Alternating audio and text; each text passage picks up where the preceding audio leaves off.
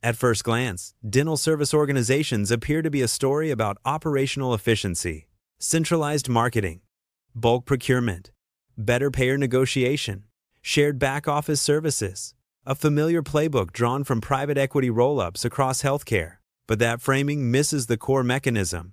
DSOs are not primarily a story about better dentistry. They are a story about ownership, regulatory arbitrage, and the institutional separation of labor from capital. Once you understand that architecture, the rapid consolidation of dentistry stops looking surprising and starts looking inevitable. Dentistry, unlike many healthcare verticals, has historically been dominated by small, owner-operated practices. The dentist was both the clinical authority and the residual claimant. They diagnosed, treated, managed staff, negotiated with suppliers, and bore financial risk.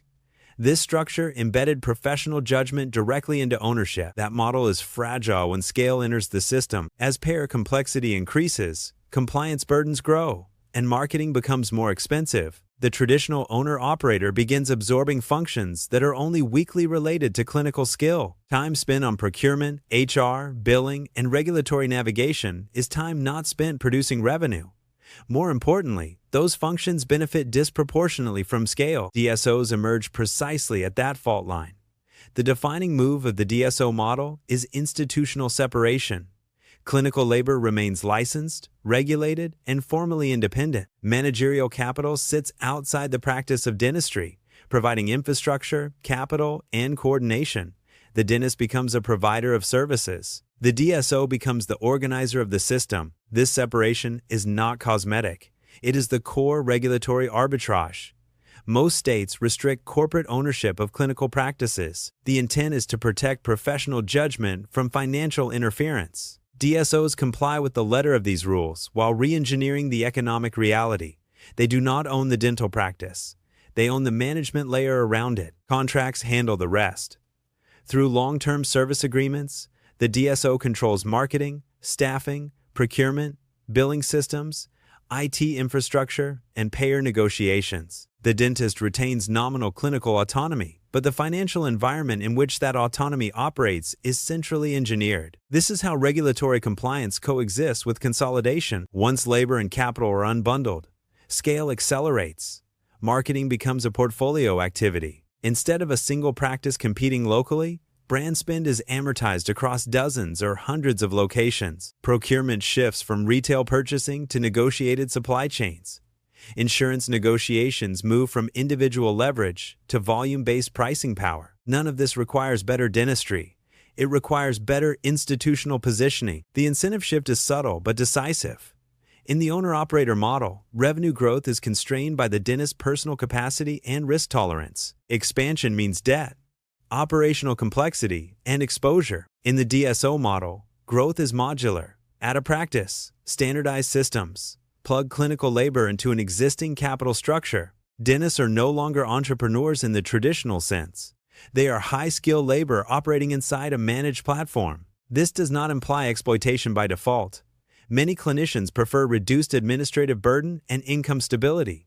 The trade-off is explicit. Autonomy and long-term equity upside are exchanged for predictable compensation and operational support. But the system does not reward clinical excellence in isolation. It rewards throughput, payer mix optimization, and operational efficiency. That distinction matters. Once clinical labor is separated from ownership, professional judgment becomes one input among many. Scheduling templates, staffing ratios, treatment mix, and payer strategy are no longer emergent properties of a single practitioner's preferences. They are centrally optimized variables. The DSO does not need to instruct dentists to change behavior explicitly. The environment does that work. If production targets are emphasized, behavior adjusts. If certain procedures are more profitable under negotiated payer contracts, those procedures become focal points. If expansion speed is rewarded, acquisition discipline shifts. This is not corruption, it is incentive alignment. From an institutional perspective, the DSO model solves several problems simultaneously. It allows capital to enter a fragmented market without violating professional ownership rules. It enables rapid consolidation in a sector historically resistant to scale. And it converts idiosyncratic, owner-managed practices into standardized, financeable assets. That last point is critical.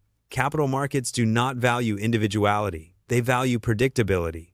DSOs turn clinical variability into managed variance. Cash flows become legible. Compliance becomes centralized. Exit pathways become clear. The result is not better care by default. It is faster consolidation. This is why debates about DSOs often talk past each other. Critics argue that corporate dentistry erodes professional judgment. Defenders point to improved access, better technology, and reduced administrative burden. Both can be true, depending on the margin, but neither captures the structural reality. DSOs are governance system. They reassign who decides what, who bears risk, and who captures upside. They replace a profession-centric ownership model with a platform-centric one, while remaining compliant with existing regulation. Once that architecture is in place, outcomes follow. Consolidation accelerates because the bottleneck is no longer individual dentists willing to take entrepreneurial risk. It is the availability of capital and acquisition targets. Labor scales independently of ownership. Growth becomes a financial problem, not a professional one. This has second-order effects. Independent practices face rising competitive pressure from entities that can outspend them on marketing, negotiate better payer rates, and absorb compliance costs more efficiently. New graduates confront a different choice set: ownership with risk and administrative burden, or employment with stability and limited upside. Over time, the equilibrium shifts. Again, this is not a moral judgment. It is an institutional diagnosis. Regulation designed to protect professional autonomy created a boundary. DSOs did not cross it, they built around it. By unbundling labor from capital, they complied formally while transforming the economics of the industry. That is regulatory arbitrage in its purest form. The key implication is this: evaluating DSOs on clinical quality alone misses the point. Their primary impact is structural. They change incentives, speed consolidation, and redefine what ownership means in dentistry.